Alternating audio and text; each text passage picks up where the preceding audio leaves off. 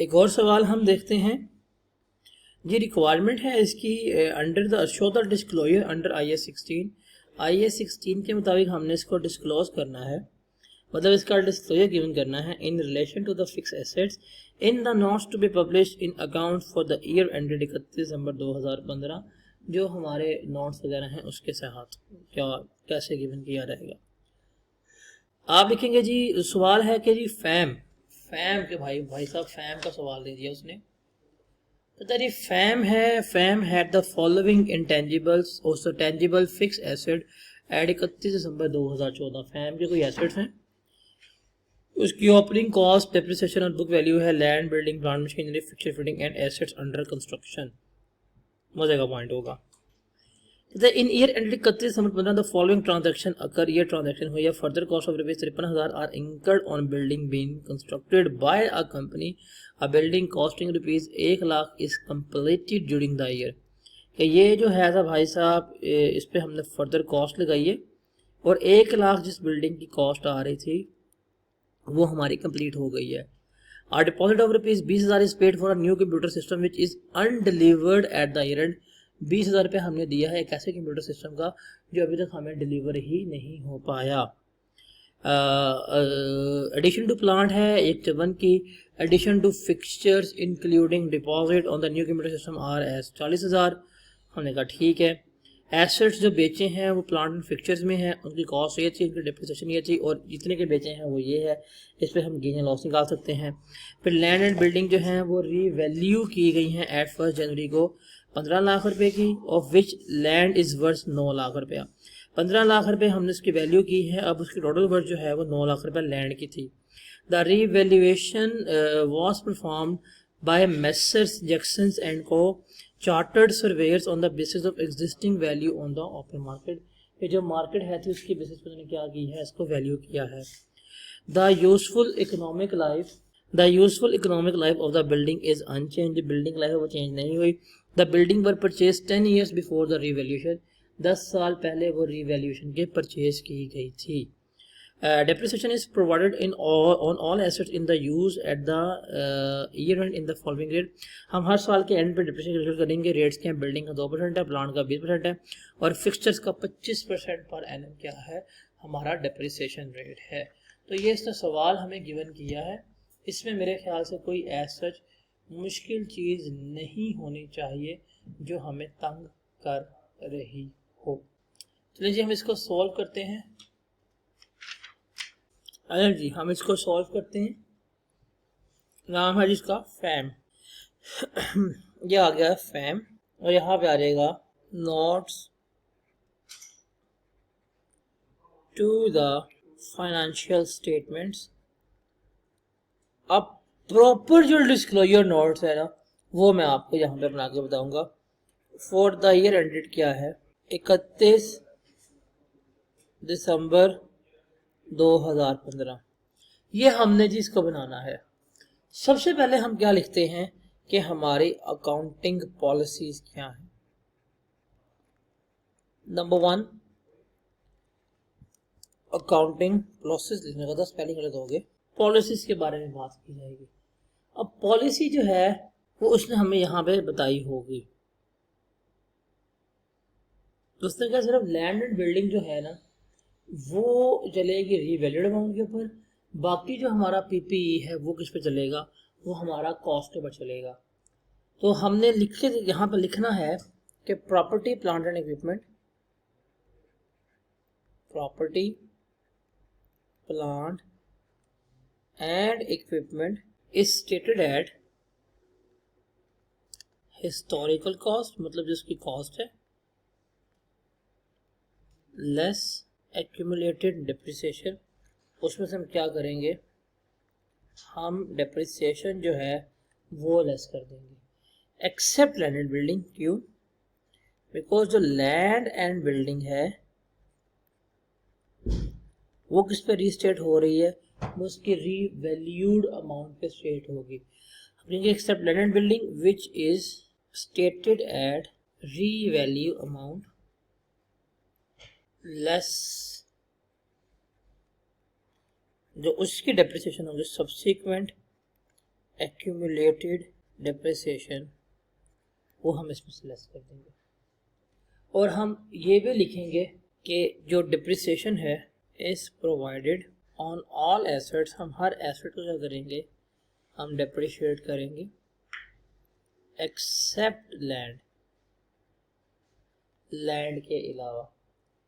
और जो हमारे प्रिंसिपल रेट्स वगैरह हैं वो हम बाद में मिल सकते हैं, वो हम यहाँ पे भी शो कर सकते हैं। लेकिन जो हमारी अकाउंटिंग पॉलिसी थी वो हमने यहाँ पे क्या कर दी, उसको स्टेट कर दिया कि भाई साहब ये मेरी पॉलिसी है और इसके तहत मैं इसको लेके चल रहा हूँ। अब आती है बारी, अब हमने बनाना है फिक्स एसेट स्केड्यूल। अब हम क्या बनाएंगे, ये पॉलिसी होगी, अब आएगा हमारा फिक्स एसेट स्केड्यूल।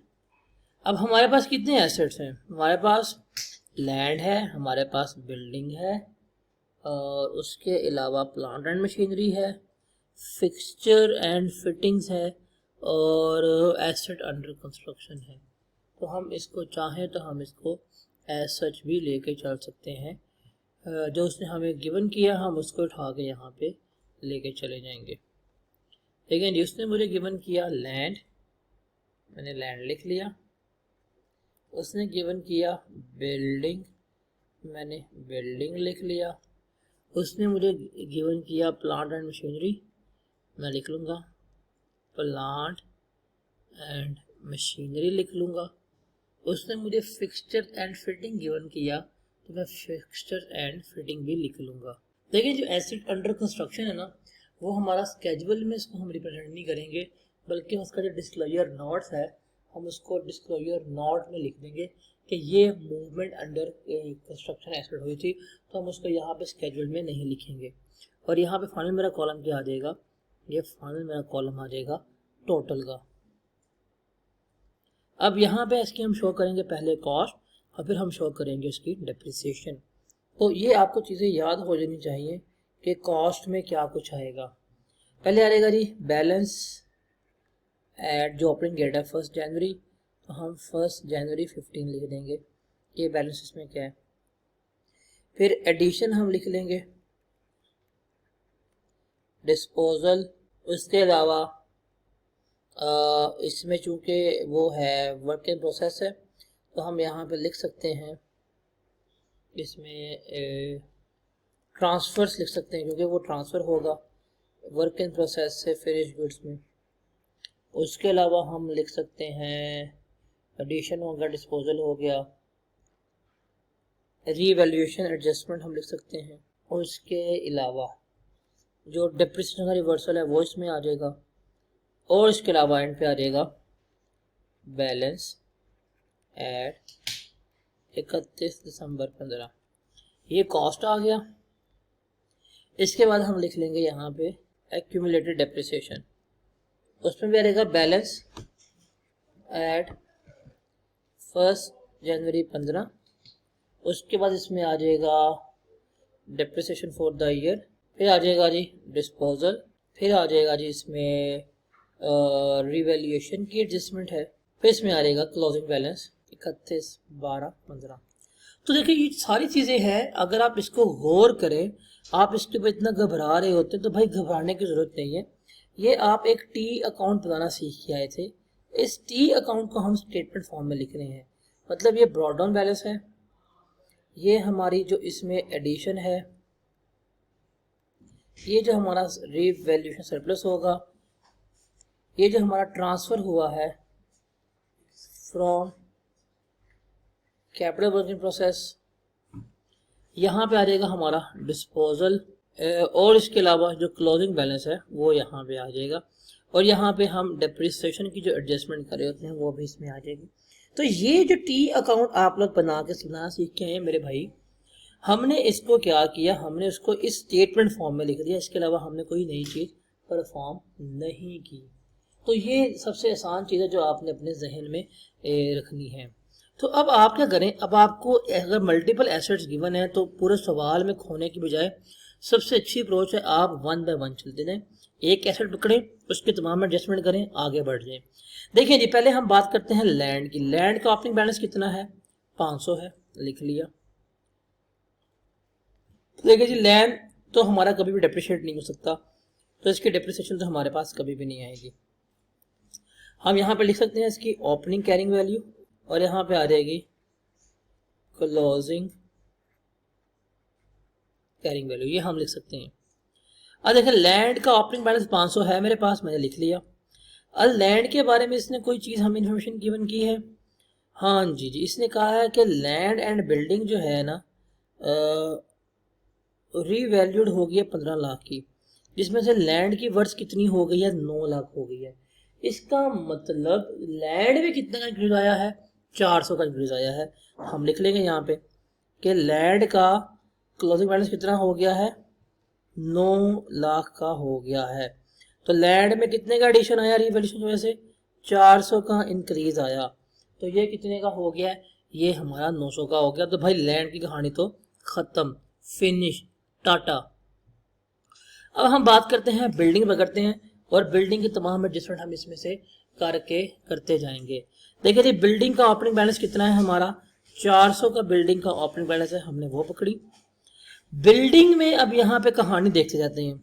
वो कहते हैं बिल्डिंग में जो है ना, अब building costing further cost of, पहले पॉइंट में कहता है further cost of 53,000 income building की, बिल्डिंग में हमने 53,000 कॉस्ट इनकट की है, being constructed by the company, जो कंपनी कंस्ट्रक्ट करी थी, हमने कहा ठीक है जी।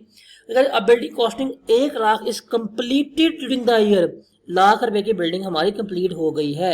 तो हमने जो बिल्डिंग कंप्लीट की है वो हमारी एडिशन हुई होगी बिल्डिंग में, तो वो हमने क्या कर दी, बिल्डिंग में हमने ऐड कर दी। सर बिल्डिंग डेप्रिशिएट भी हो रही है, तो बिल्डिंग की हम डेप्रिसिएशन भी ले लेंगे 80। बिल्डिंग की डेप्रिसिएशन जो है वो भी हमारे पास आ जाएगी यहाँ पर 80, जो डेप्रिसिएशन है वो भी हम यहाँ पे रिकॉर्ड कर लेंगे। ये बिल्डिंग हमारे पास आ गई। उससे क्या, सिस्टम कंप्यूटर ना, प्लांट की एडिशन फिक्स भी नहीं है, जो प्लांट बेचने की इन्फॉर्मेशन है। अच्छा, अब हम चलते हैं रीवैल्यूएशन के ऊपर। तो देखिए लैंड एंड बिल्डिंग जो है वो 15 लाख की हो गई है, मतलब ये 9 लाख की थी, कंबाइंड कितने की हो गई है, 15 लाख की हो गई है, जिसमें से लैंड की वर्थ जो है वो कितनी है, 9 लाख रुपए हो गई है।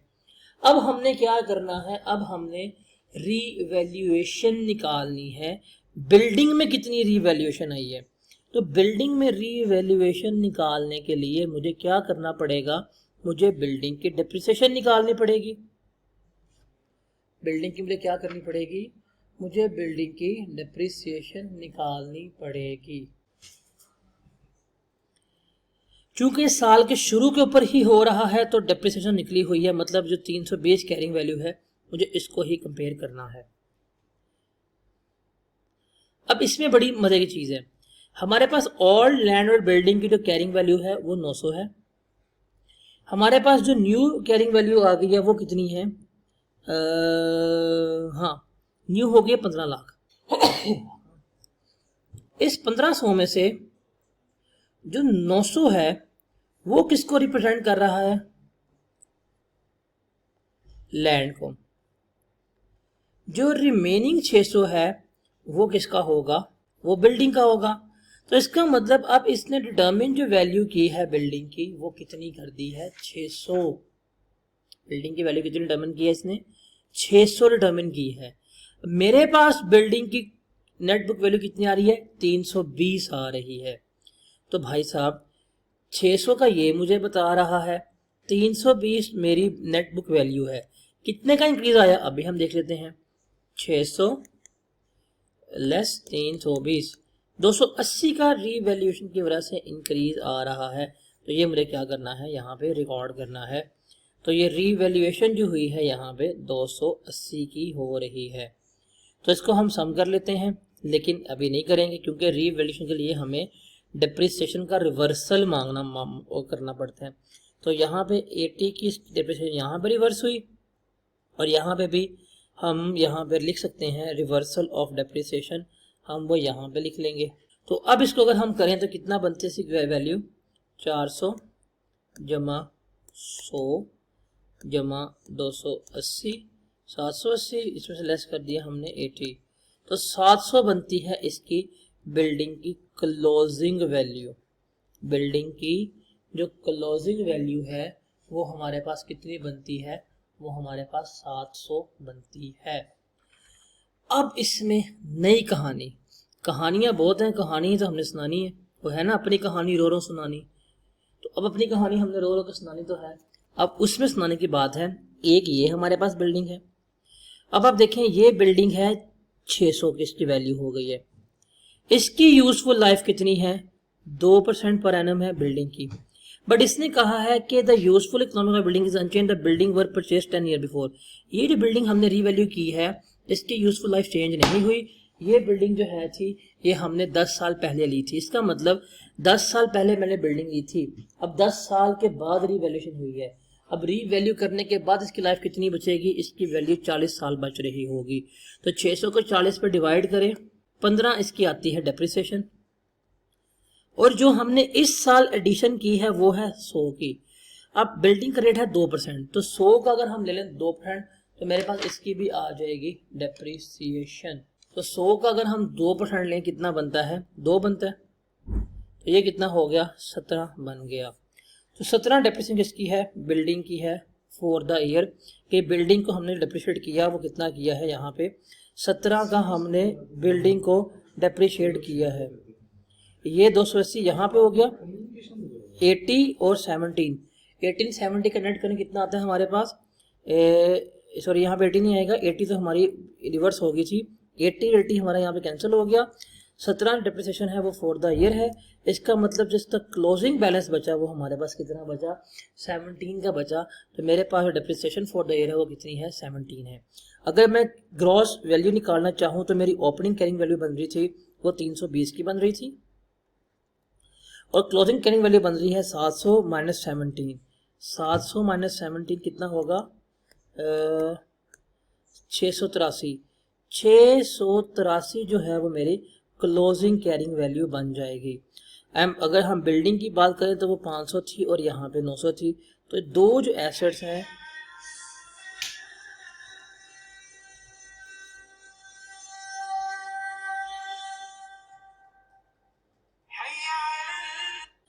एसेट्स हैं, उसको हमने यहाँ पे कंप्लीट कर लिया। तो रीवैल्यूएशन का पंगा इसमें पीछे निकलेगा। देखिए एसेट बाय एसेट चलेंगे तो कहानी हमारी बड़ी ज़्यादा आसान होती जाएगी। अब है जी हमारा प्लांट एंड मशीनरी। अब प्लांट एंड मशीनरी की बात करें, 1613 इसका ओपनिंग वैल्यू है, 458 इसकी डेप्रिसिएशन है। 1613 और 458 ये आ गया। अब वो कहता है कि जी हमने 20,000 रुपये का डिपॉजिट दिया है कंप्यूटर सिस्टम को, जो अभी तक डिलीवर नहीं हुआ ईयर एंड में। जब एक चीज़ मेरे पास आई ही नहीं है तो मैं किस तरह से उसको कंप्यूट कर सकता हूँ। तो भाई साहब ये जो मेरा बीच में कंप्यूटर ये नहीं आएगा, तो इसका मतलब ये तो अभी मेरा नहीं आ रहा। और इसके अलावा एडिशन है 154 की, लिख लेते हैं, और इसमें कोई रीवैल्यूएशन वगैरह तो है नहीं, हम इसको देखते हैं, रीवैल्यूएशन नहीं है। डिस्पोजल है, हाँ डिस्पोजल है था, प्लांट 277 का हमने डिस्पोज किया है। तो भाई डिस्पोजल लेस करो यहाँ से, डिस्पोजल जो है वो 277 का लेस करो, 1613 लेस 154, सॉरी 154 ऐड होगा, 1613 ऐड 154 ये हो गया, इसमें लेस करना है हमने 277। तो 1490 क्या बनती है, इसकी क्लोजिंग वैल्यू बनती है 1490, ये है इसकी क्लोजिंग वैल्यू। अब भाई साहब हमने देखनी है कि डिप्रिसिएशन फॉर द ईयर हमने वो निकालनी है। एसेट्स जो हमारे बिके हैं इससे हमें नहीं पता किस डेट पे है, तो हम तो इसको एज्यूम करेंगे ये at the start of year है, तो हम इसको as a start of year भी लेकर जा सकते हैं। तो एक एसेट जो डिस्पोज हुआ उसकी तरह हम कर देंगे डेप्रिसिएशन रिवर्सल 195 की, डेप्रिसिएशन है डिस्पोजल की, तो 195 का हम यहाँ पे रिवर्सल मार देंगे। अब डेप्रिसिएशन फॉर द ईयर हमने निकालनी है, तो भाई निकाल लो 1613, इसमें से लेस, अच्छा ये लगाना किस पे है, पॉलिसी चेक कर लो। प्लान एंड फिक्सचर है 20% स्ट्रेट लाइन मेथड के ऊपर, स्ट्रेट लाइन मेथड के ऊपर हमने क्या करना है, 20% के लिहाज से इसको डेप्रिशिएट करना है। तो देख लेते हैं, देखो भाई साहब मेरे पास 1613 के एसेट से ओपनिंग 1613 के एसेट्स थे, इसमें से जो मैंने डिस्पोज किया है वो 277 किया, और जो मैंने एडिशन की है वो 154 की है। तो ये मेरे पास एसेट्स बनते हैं। इसके ऊपर 20% लूँगा तो मेरे पास आ जाएगी डिप्रिसिएशन, जो कितनी बनती है 298 बन रही है। तो ये 298 डिप्रिसिएशन है वो हम क्या करेंगे, वो हम यहाँ पे चार्ज कर देंगे। 298 इसकी डिप्रिसिएशन है, तो इसका अगर हम समअप करें 454 प्लस 298 ये हो गया, इसमें से लेस किया हमने 195, तो ये 557 बनती है, सॉरी 458 है। 458 प्लस 298 लेस 195, 561 इसकी बनती है क्लोजिंग वैल्यू ऑफ डिप्रिसिएशन। ये आ गई 561। ओपनिंग कितना है हमारे पास 1613, ओपनिंग थी 458, तो 1613 लेस 458, 115 बनती है ओपनिंग कैरिंग वैल्यू, 1155, और क्लोजिंग बनती है जी 929। तो ये आ जाएगी हमारे पास क्लोजिंग कैरिंग वैल्यू। तो देखें जी हमारा ये भी कंप्लीट हो गया। अब हमारे पास रह गया फिक्सचर एंड फिटिंग्स। अब फिक्सचर एंड फिटिंग्स की बात करें, 390 इसका बैलेंस है ओपनिंग, भाई लिख लो। अच्छा जी, और इसका जो डेप्रिसिएशन है वो कितनी है 140, वो भी लिख लो। अच्छा जी, अब इसको आगे लेके चलते हैं। उसने कहा कि फर्दर कॉस्ट बिल्डिंग पे है जो कंस्ट्रक्टेड इन द ईयर है, वो तो इसमें नहीं आएगी। फिक्सचर्स में 41 का डिस्पोजल हमें यहाँ पर शो हो रहा है, ये 41 का डिस्पोजल है और 40 की एडिशन है, तो इसको हम लिख लेते हैं 40 की एडिशन 41 का डिस्पोजल। 40 की एडिशन है और 41 का डिस्पोजल है, तो ये तो मेरे ख्याल से एक से हम वैल्यू कम कर रहे हैं, तो इतना तो मुझे आता है मैथ्स के, मैं कैलकुलेटर वैल्यू इसकी क्लोजिंग वैल्यू 389 बन गई है। अब जो डिस्पोजल है उसकी डेप्रिसिएशन जा रही है यहाँ से 31, उसकी डेप्रिसिएशन है वो हम यहाँ से रिमूव कर देंगे डिस्पोजल की, 31 डेप्रिसिएशन डिस्पोजल की हमने उड़ा दी यहाँ से। अब जो हमने लिया है उसकी हमने क्या करनी है, डेप्रिसिएशन भी तो कैलकुलेट करनी है। पॉलिसी देख लेते हैं, फिक्सचर्स की पॉलिसी क्या है। मतलब फिक्सचर की पॉलिसी है कि WDV 25% के ऊपर हमने लेके चलना है। तो भाई बड़ी आसान कहानी है, देखो मेरे भाई 390 का एसेट था, इसकी कॉस्ट है, जो बेचा वो 41 का, इसको करोगे तो हमारे पास रह जाएंगे जो एसेट हमारे इस्तेमाल में हैं अभी, तो इसमें से 41 लेस किया 349 बनता है। 349 के एसेट्स वो हैं जो हम अभी यूज़ कर रहे हैं, जिसकी कॉस्ट है। फिर इसमें से इसकी डिप्रिसिएशन भी हम लेस कर सकते हैं, 140 लेस 31, 109 इसकी बनती है डिप्रिसिएशन इन एसेट्स की। 349 माइनस 109 करो, 349 माइनस 109 240, मतलब जो एसेट हम पूरा साल इस्तेमाल कर रहे हैं उसकी कैरिंग वैल्यू क्या है 240 है, और जो हमने इस साल ऐड किया हम उसको भी डेप्रिशिएट करेंगे कि नहीं करेंगे, हम उसकी भी डेप्रिसिएशन लेंगे। उसकी अगर हम डेप्रिसिएशन लें तो वो कितनी आती है 240 में हमने कितनी की एडिशन की है, 40 की एडिशन की है। 240 में अगर हम 40 की एडिशन कर लें तो ये बनेगा हमारा 80, इसका लें 25%, तो 70 इसकी क्या आ जाएगी, डेप्रिसिएशन आ जाएगी। तो 70 क्या आ गई इसकी डेप्रिसिएशन फॉर द ईयर आ गई। तो 140 प्लस 70 किया 210, 210 में से 30 के 180, ये आ गई थी हमारे पास 179 बनती है इसकी क्लोजिंग डेप्रिसिएशन। अगर हम इसकी कैरिंग वैल्यू निकालना चाहें तो हम निकाल सकते हैं, 390 लेस 140 ये बन गया जी 250, और हम देखें जी 179 लेस 389, 389 लेस 179, 210 इसकी बनती है क्लोजिंग वैल्यू। तो भाई साहब ये हमारा जो फिक्स एसेट स्केड्यूल था वो हमारा यहाँ पे क्या हो गया, कंप्लीट हो गया। तो ये स्केड्यूल हमारा कंप्लीट हो गया। अब टोटल वाला कॉलम आप फिल कर लीजिएगा, इतना तो आप लोग कर सकते हैं। इसके बाद आप लिखेंगे मेजरमेंट बेसिस, लिख सकते हैं, टेबल बना रहे हैं आप मेजरमेंट बेसिस का, मेजरमेंट बेसिस। उसका क्या होगा आपको देखना पड़ेगा कि जो हमारे पास एसेट्स आ रहे हैं, लैंड एंड बिल्डिंग, उसके बाद आ रहा है plant and machinery, fixtures and fitting, ये हमारे पास आ गए। ये आ जाएगा डेप्रिसिएशन मेथड आ जाएगा, डेप्रिसिएशन रेट आ जाएगा,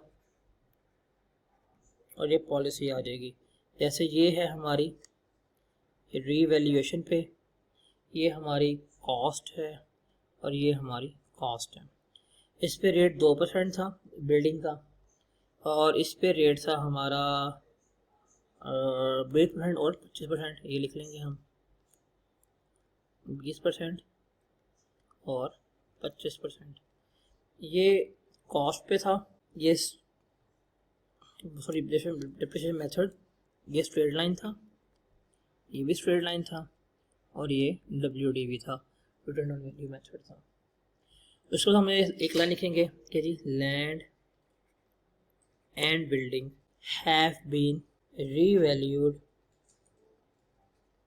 बाय, किसने किया रीवैल्यू, वो आप लिखेंगे, ये लाइन को लिखनी है, the performed by Messrs Jackson and Co chartered surveyors on the basis of existing value. जो इस लाइन दी है ना यहाँ पे, ये आपने कॉपी पेस्ट यहाँ पे मार देना है,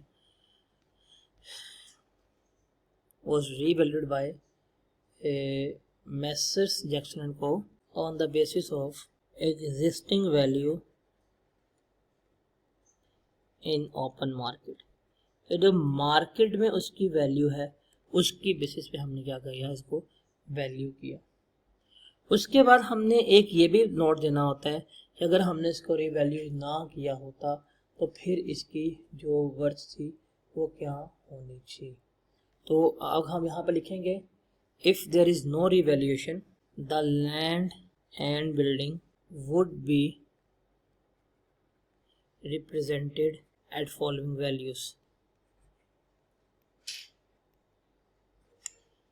कि आपने उसमें बस रिवैल्यूएशन का इम्पैक्ट नहीं लेके जाना, इसको सिर्फ और सिर्फ क्या करना है, आपने कॉस्ट पे स्ट्रेट करना है। ये ओपनिंग कॉस्ट है, लिख लेंगे जी हम, आप लिखेंगे जी इसकी कॉस्ट जो होनी थी ओपनिंग, वो आनी थी हमारे पास दोनों की मिला के 900, इसमें एडिशन आनी है हमारे पास 100 की, और जो क्लोजिंग हमारी बन रही थी वो 1000 थी, और जो इसकी डिप्रिसिएशन थी वो है हमारे पास ओपनिंग 80, जो डिप्रिसिएशन फॉर द ईयर आनी थी, बिल्डिंग है हमारे पास 400 की, 100 की एडिशन 500 का अगर हम 2 फंड लेते तो 10 किस पे आनी थी डिप्रिसिएशन, और क्लोजिंग इसकी बननी थी 90 क्लोजिंग डिप्रिसिएशन, और जो इसकी नेट बुक वैल्यू होनी थी वो होनी थी 910 के ऊपर, इस पे हमने इसको शो करना था। और आखिरी चीज़ जो हमने यहाँ पे रखनी थी वो थी G movement in capital work in process. जो कैपिटल वर्क इन प्रोसेस है, जो उसके अंदर सारी की मूवमेंट होनी थी, तो वो हमने यहाँ पे शो करनी थी। मतलब ये जो इसमें मूवमेंट हुई है वो हमने सारी की सारी यहाँ पर शो करनी थी। कि ओपनिंग 91 के, हमने कहा जी ओपनिंग 91 के, एडिशन जो है वो हमने यहाँ पर लिख लेनी थी। तो हमारे पास आना था ओपनिंग बैलेंस, वो आना था हमारा, इसने यहाँ पे गिवन किया है 91 का ओपनिंग बैलेंस आ गया, और इस साल जो हमारी एडिशन है वो आनी थी, ट्रांसफ़र टू फिनिश उठाना था, वो तो 100 का ट्रांसफ़र हो गया। एडिशन में देख ले, एडिशन में 2 चीज़ें इसमें आनी थी कि एक 53,000 ये आ रहा है क्योंकि फर्दर कॉस्ट है, और 20,000 जब तक हमारा इनकर्ड हो गया कि मिलानी है, तो 73,000 की हमारी यहाँ पे एडिशन आनी थी।